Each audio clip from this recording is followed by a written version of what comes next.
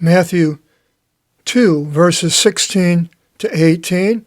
Just a few verses, but chock full of information for us. Our theme word is going to be number 1702, to mock. And our Greek grammar is going to feature prepositions a little further than the last chapter, of which there are 8 in this chapter. 2 of apo, 2 in, kata 1, para 1, and epo 2. So we'll go into that, and then we will study the place word Rama at the end. So with that, we'll go into verse 16. Herod kills the male babies is the subject. Tote Herodes, then Herod. Herod was a man that was the king of Israel at the time of the birth of Jesus. His father was named Antipater, and he was a Nabatean.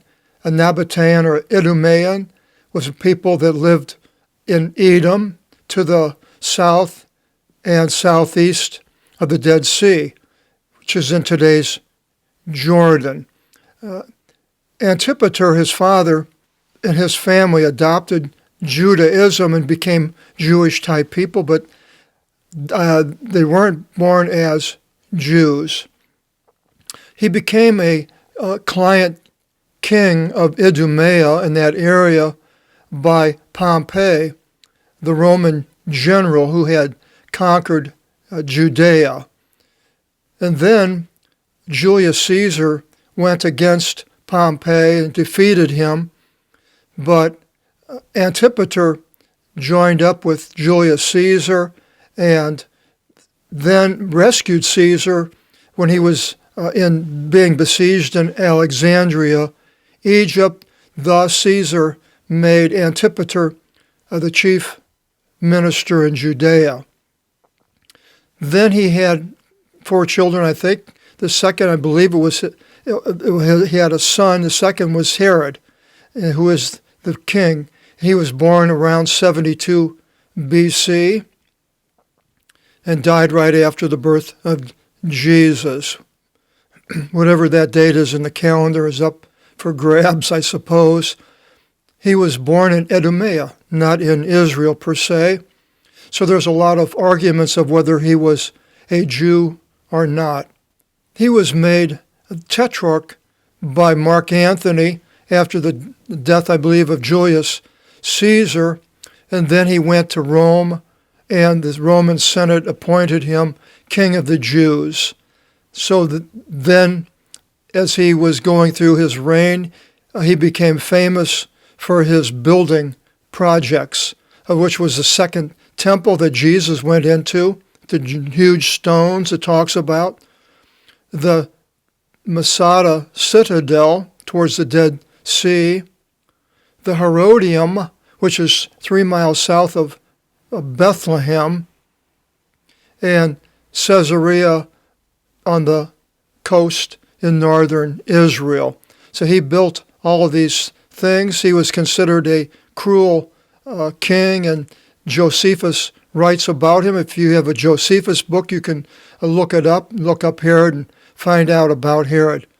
But going back into verse 16, it says, "And Herod, knowing that he was mocked by the Magi, oti enapekthi epo tomagon," mocked. It's an interesting word, 1702. It's our theme word. In Genesis 39:14, we see, I believe, the first place it uses this word being mocked. It was by Potiphar's wife. Potiphar was the man who purchased Joseph for to be a slave after he was sold into slavery by his brothers. And Potiphar's wife says, "See, he brought in to us a Hebrew servant to mock us," after she couldn't get Joseph to have relations with her, wanted to get him into trouble. Numbers 22:29, Balaam. And it says, and Balaam said to the donkey that, you have mocked me, and if I had a sword in my hand already, I would have stabbed you. Before the donkey spoke to him and pushed him against the rocks and so forth. In Judges 16:25, it says, and they called Samson from out of the house of the jail, and they sported with him. So I use that word also, sported with. Mock, you could use either one, I suppose, but it would sort of be like today a disrespecting somebody, dissing somebody. I've been disrespected. In Judges 20, verse 5, it says, the Levite whose concubine was killed by the Gibeonites of the city of Gibeah, and he says, and they humbled my concubine and sported with her, and she died. So they more than mocked her, they raped her, basically. In 1 Samuel 31:4, Saul, as he's dying, tells his attendant, unsheath your broadsword and pierce me with it, lest these uncircumcised should come and should pierce me and should mock against me, disrespect his body, which they did.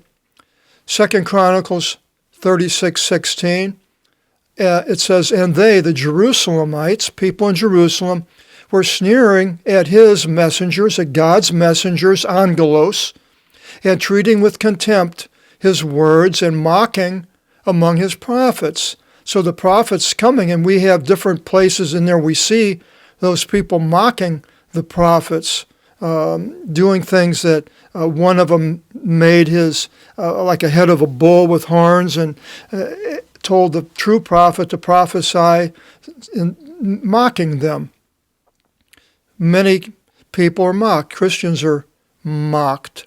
I've been mocked by people, and it's not any fun to be mocked, made fun of, disrespected, basically. But it happens a lot to Christians, I believe, more so than others. And then in Jeremiah 10:14, it talks about idols. It says they are vanities, mocking works. They make fun. They're disrespecting to God.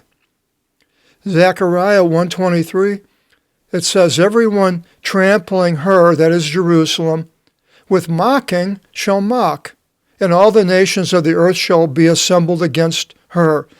Now, this could be happening in our time, where all these nations come against Jerusalem. Be so many that they're going to think, well, this is easy pickings. We're going to get rid of this problem once and for all. Israel is going to cease to exist, and mocking the city, making fun because their army is coming against Jerusalem. I think that could very well be happening in our lifetime. Then we jump into the New Testament, and it says Jesus says in Matthew 20, verse 19, and they shall deliver him up to the nations, that is himself, to mock and to whip and to crucify, and in the third day he shall rise up. Now, how was he mocked? Well, in Matthew 27:29, it tells us, the Roman soldiers kneeling before him, they mocked him, saying, Hail, King of the Jews! And they whipped him and scourged him and things like that. Then Matthew 27:41, it says, and in like manner also the chief priests mocking with the scribes and elders. They said, if you're who you say you are, the Son of God, then come down off the cross, and mocking him. And then finally in Luke 23:36, at the crucifixion, at the end of the crucifixion, the soldiers mocked at him, coming forward and bringing vinegar to him, mocking him, thinking he's going to have water, tasting it as terrible vinegar. This was the type of mocking that Jesus had to put up with.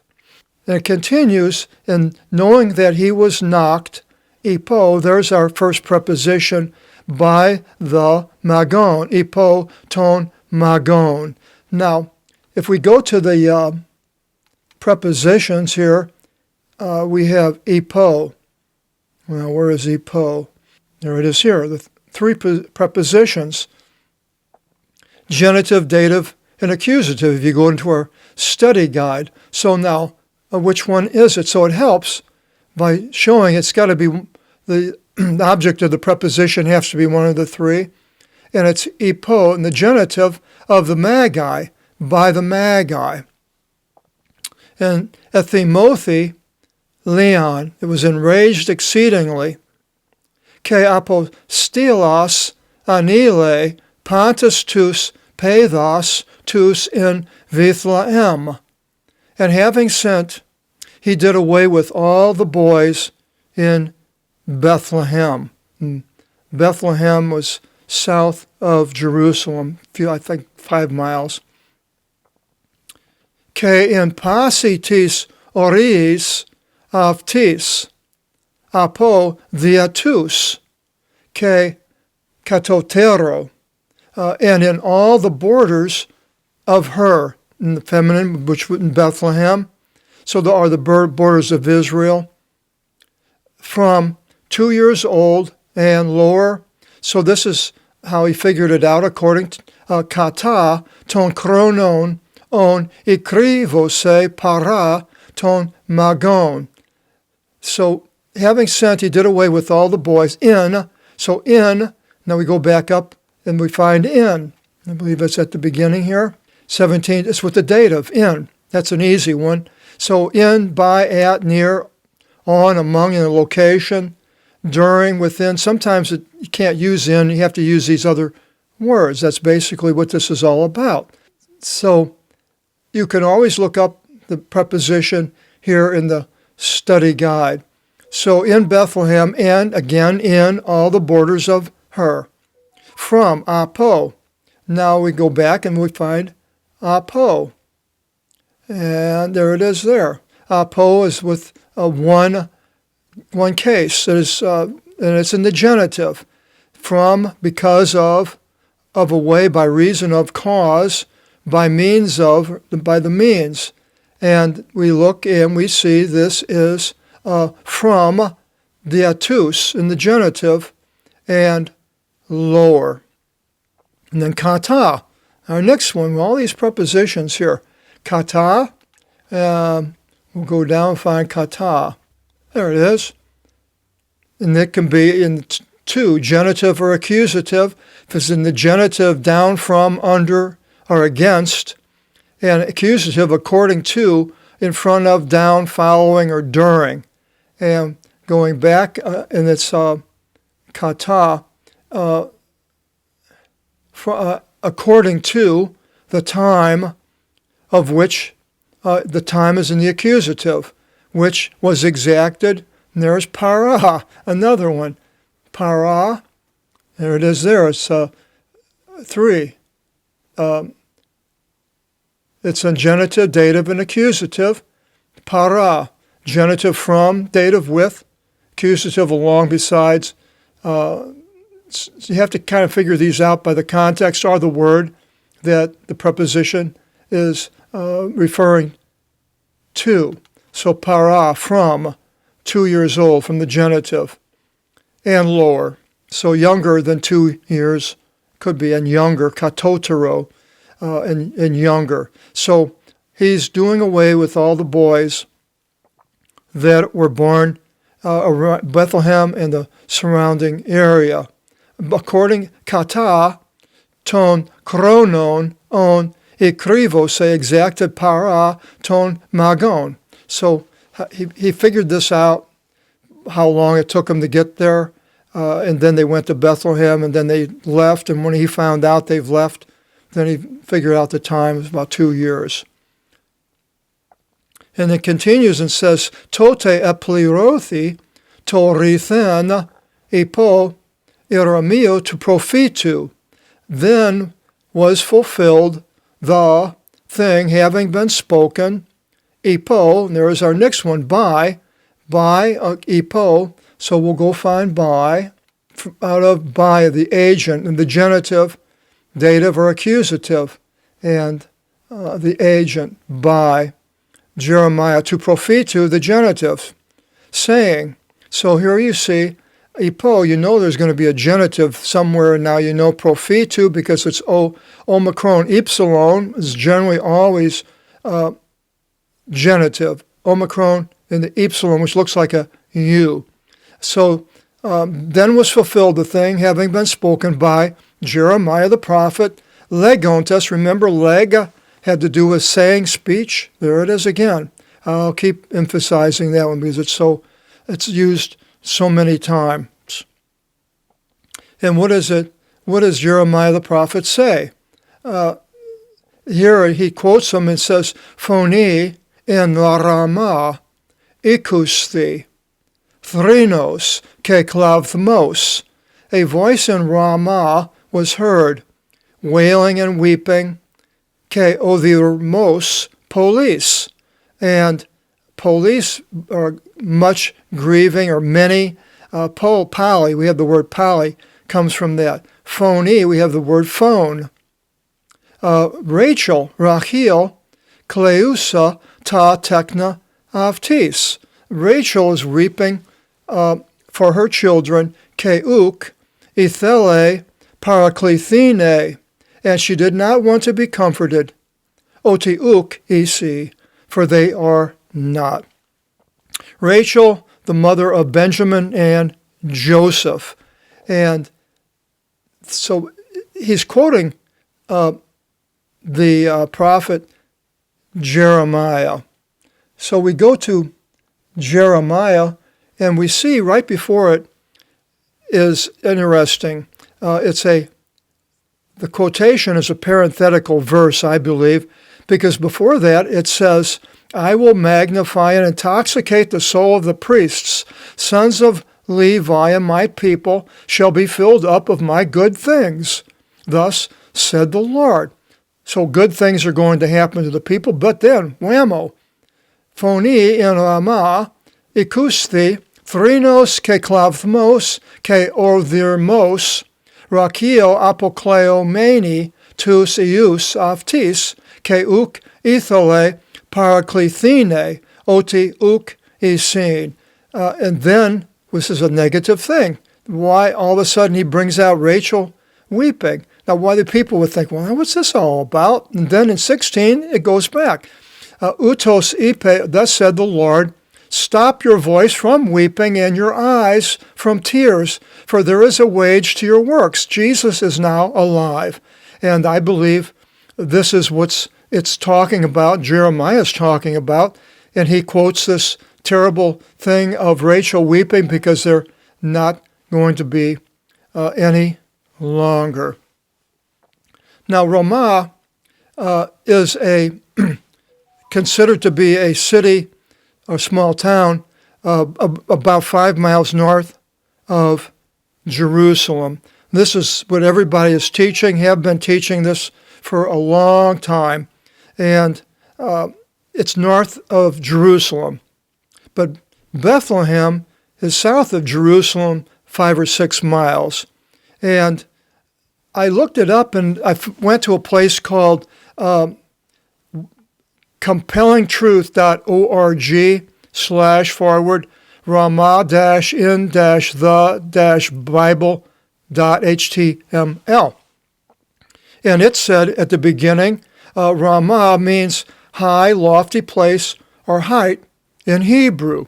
So I'm thinking, okay, well, that's okay, fine. That's what it means. That's what it means. And then later on down it says, it's this here interesting thing. It says, Ramah was also known and remembered as a town in the Promised Land where God's chosen people made their home. When their time of exile ended and the people were allowed to return to Judah, Ramah is one of the cities listed as being resettled in Ezekiel, Nehemiah. And Jesus was born only 11 miles away in Bethlehem. When Herod killed all the baby boys under 2 years of age, the gospel writer writes, and he quotes this spot. Okay, So I run into these, and then it says there was like 4 or 5 other cities called Ramah, and I'm going, oh. So I went to bed 2 nights ago, and I couldn't sleep. So I woke up around 11 or 12 o'clock, and I'm just going to go study for this video right here. So I studied for the whole video, got everything, got down to the bottom in Ramah, looked it all up, found this, what it's talking about right here, that Ramah is north of Jerusalem, and Bethlehem south. And there's like, how do you coincide the two together? Because they're 11 miles apart, both sides. And I was like, oh man, I could hardly go to sleep. And so I finally got to sleep. And then when I woke up in the morning, I was facing with it. And oh man, how am I going to deal with Ramah and the dichotomy between what it's saying, between, Bethlehem and then Ramah is way north of Jerusalem. Lord, and I prayed to the Lord. Lord, I don't understand. What am I going to do? What am I going to say? It just doesn't jive. And this is true. This is right. I prayed. So then I'm thinking, well, it said that Ramah in the Hebrew was a high place. So I went in and I looked in Hebrew, and sure enough, there's no Ramah. It's just a high place. And then I went to this book here. This is a Hatch and Redpath Concordance of the Septuagint. And this has a whole section in the back. I've got it marked. That's all the proper names. And the proper names, okay? So I said, well, I'm just going to look up and see where Ramah, what it mentions in the Greek. So I open it up, and the first place that it has Ramah in the Greek is not in the Hebrew. And where is it? I looked it up, and it says right here. It's in Zechariah 14:10. I had just went through Zechariah in our videos a couple of 3 or 4 weeks ago, or a couple of weeks ago. And what does it say? Ramah, they and Ramah shall remain upon its place, and it doesn't necessarily have to have this here, from the gate of Benjamin unto the place of the first gate, and unto the gate of the corners, and unto the tower of Hananeel, unto the wine vats of the king. In Jerusalem, Ramah. Oh, it's not a place. It's a high place. The high place doesn't have to be the Ramah that everybody's thinking it is, because it says the high place in Hebrew. But God bless the translators of the Greek, of the Hebrew scriptures into Greek 200 or 300 years before Jesus.